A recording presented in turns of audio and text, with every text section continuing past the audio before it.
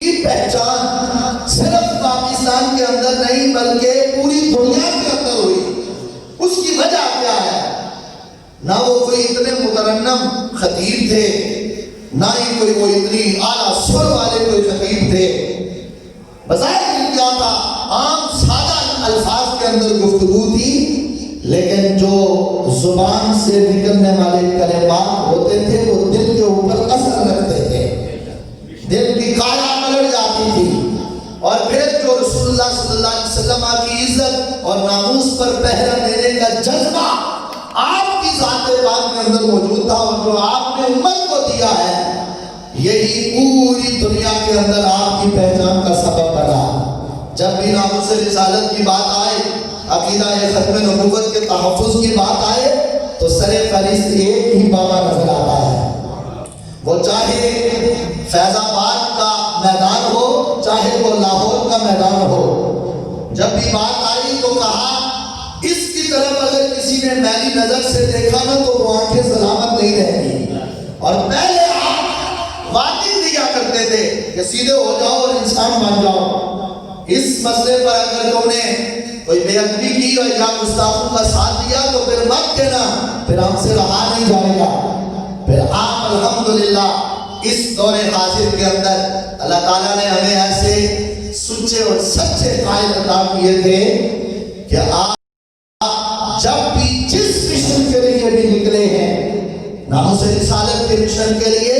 تحفظ کے لیے، عقیدہ ختم نبوت کے تحفظ کے لیے جب بھی نکلے ہیں، رب ذوالجلال نے کامیابی اور کامرانی سے ہمکنار کیا ہے، کامیابیاں ملی ہیں. وجہ کیا ہے؟ اخلاص ہے. آج اگر وہ دنیا کے اندر بظاہر موجود نہیں رہے تو اس کا یہ مطلب تو نہیں ہے کہ اگر حضور امیر المجاہدین دنیا سے پردہ کر گئے تو ان کا مشن بھی ختم ہو جائے گا، اور جو امت کو انہوں نے پیغام دیا وہ پیغام بھی جو ہے وہ امت بھول جائے گی. ایسا نہیں ہے. اگر اس آپ کی زندگی کے اندر اس ایک مرد مجاہد کی زندگی میں لوگ سمجھتے تھے کہ ناموس رسالت پر پہرا دینے والا ایک خادم حسین رضوی ہے، تو خدا کی قسم اب ایک نہیں رہا، اب تو لاکھوں خادم رضوی بن گیا.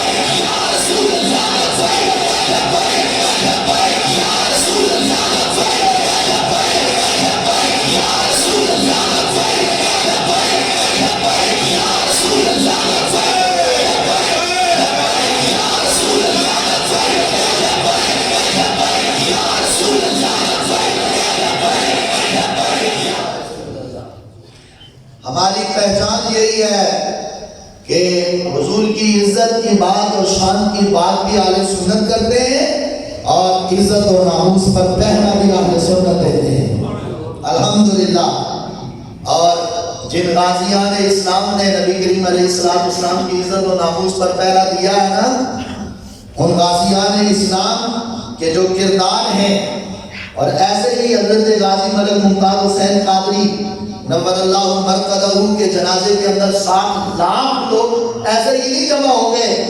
غازی تو اپنا کام کر کے دنیا سے گئے.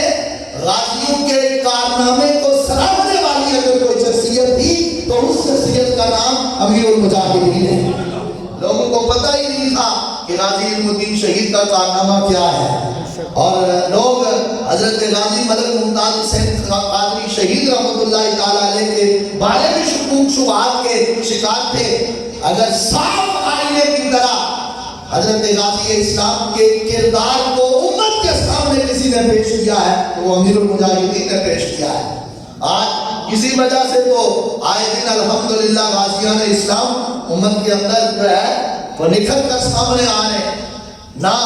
کسی کو اپنی جان کی پرواہ، نہ اپنی آن اولاد کی پرواہ. جب بھی کوئی گستاخ رسول سامنے نظر آتا ہے تو وہ ایک شاہین کی طرح اس کے اوپر ٹوٹ پڑتے ہیں اور بتاتے ہیں کہ غازیان اسلام جو دنیا سے پردہ کر کے بظاہر دنیا سے جام شہادت نوش کر گئے، وہ اگرچہ دنیا سے چلے گئے لیکن مصر ہمیں لے کر گئے.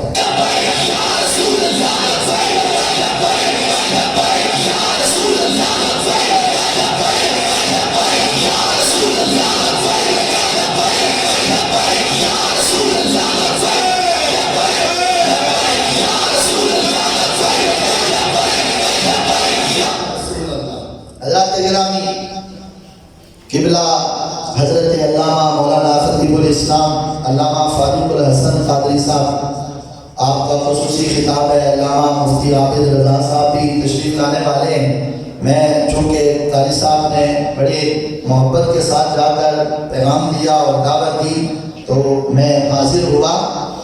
حقیقت یہ ہے کہ امت کو اب بیدار ہونا چاہیے اور بیدار رہنا چاہیے۔ بیدار تو ہو چکے ہیں ہم، لیکن بیدار رہنا بھی ہے، اور قبلہ امیر المجاہدین کے مشن کو اب ہم نے انشاءاللہ زندہ رکھنا ہے اور پوری دنیا کے کونے کونے کے اندر اب اس پیغام کو پہنچانا بھی ہے۔ قبلہ امیر المجاہدین کوئی عام لوگ، عام شخصیت نہیں تھے، یہ بات ذہن میں رکھنا۔ وہ جو کبھی فکر علامہ اقبال کو امت کے سامنے رکھ رہے ہیں، کبھی فکر رضا کو امت کے سامنے رکھ رہے ہیں، اور علامہ محمد اقبال علیہ الرحمہ کی جو فکر آپ نے امت تک پہنچائی ہے، اور نوجوانوں کو علامہ اقبال کا جو پیغام تھا امت مسلمہ کے نوجوانوں کے لیے وہ جس انداز میں پہنچایا ہے، شاید ہی کوئی اس پر اتنا بڑا کام کر سکتا ہو۔ لیکن الحمدللہ فکر علامہ اقبال امت کے اندر پہنچانے والے اور امت کو بیدار کرنے والے الحمدللہ قبلہ امیر المجاہدین ہیں۔ اور جب بھی 9 نومبر کا دن آتا تھا، آپ فرمایا کرتے تھے کہ ان بدبختوں نے علامہ اقبال کی چھٹی بھی بند کر دی تاکہ فکر علامہ اقبال لوگ بھول جائیں، لیکن آپ اسپیشل وہاں پروگرام کر کے حضرت علامہ محمد اقبال علیہ الرحمہ کے مزار اقدس پر جا کر خراج تحسین پیش کیا کرتے تھے، اور آپ ایسے جلسہ بھی پھر آپ کو تھا، آپ مخاطب کر کے علامہ اقبال کے مزار کی طرف کہاں کرتے تھے، بتاؤ اقبال کیوں نہ پھر یہ دیکھو رسول اللہ صلی اللہ علیہ وسلم کی یہ امتی جو آپ نے فکر دی تھی، میں نے اس فکر پر ان لوگوں کو تیار کیا ہے یا نہیں کیا، آپ مخاطب کر کے فرمایا کرتے تھے۔ اور حقیقت یہی ہے کہ علامہ اقبال نے جو امامت کا معیار بیان کیا ہے نا،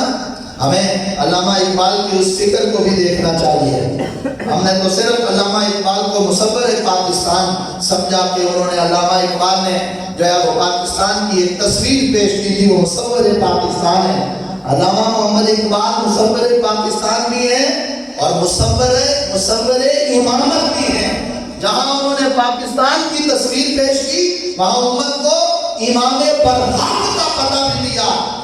آپ نے۔ اور پھر میں قبلہ استاد گرامی امیر المجاہدین کی طرف یہ بات منسوخ کرتا ہوں، آپ جب علامہ اقبال کی طرف مخاطب کر کے فرمایا کرتے تھے نا بتاؤ اقبال، تو پھر علامہ اقبال کے مزاج سے بھی یہی آواز آیا کرتی تھی کہ اگر پوچھی ہے تو نے امامت کی حقیقت مجھ سے، حق تجھے بھی میری طرح صاحب اسرار کرے۔ علامہ اقبال کے مزاج سے یہ آواز آیا کرتی تھی، وہ سینے و درد والے، سینے والے اور مرد کلندر اور محبت رسول کے جام پلانے والے، اگر تو مجھ سے پوچھتا ہے نا تو پھر یہ میری فکر اور میرا درد خدا تجھ کو بھی نصیب کرے گا۔ اور پھر علامہ اقبال کہا کرتے تھے کہ وہی ہے، وہی تیرے زمانے کا امام برحق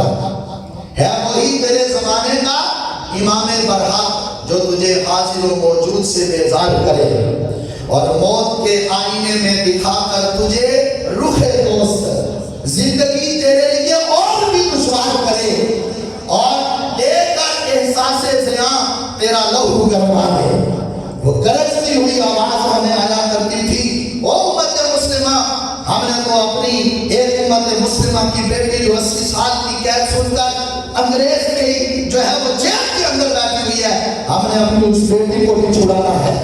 اور وہ جو امت مسلمہ کے مظلوم لوگ ہمارے انتظار کے اندر ہیں کہ کب محمد بن قاسم کے گھوڑے آئیں گے، ہم نے ان کو بھی چھڑانا ہے اور ان ظالموں سے ہم نے بدلہ لینا ہے۔ اور علامہ اقبال نے یقیناً قبلہ امیر المجاہدین کے بارے میں ہی یہ لفظ بولے تھے کہ دے کر احساس زیان تیرا لہو گرما دے، دے کر احساس زیان تیرا لہو گرما دے اور فقر کی سان چڑھا کر تجھے تلوار کرے۔ یا وہ تلوار بن کر امت مسلمہ کے نوجوان فیض آباد کے اندر یک سردی کا موسم ہو اور اوپر سے بارش برسنا شروع ہو جائے، پھر کیا کہتی ہے وہ اسلام آباد کی سردی؟ پھر وہ نوجوان جو لبیک یا رسول اللہ کے نعرے لگا رہے تھے، جب بارش ہوئی تو لوگ تو چھپ چھپا کر گھروں کے اندر گھس جاتے ہیں نا، انہوں نے اپنے قمیضیں اتار کر لبیک کا نعرہ لگایا۔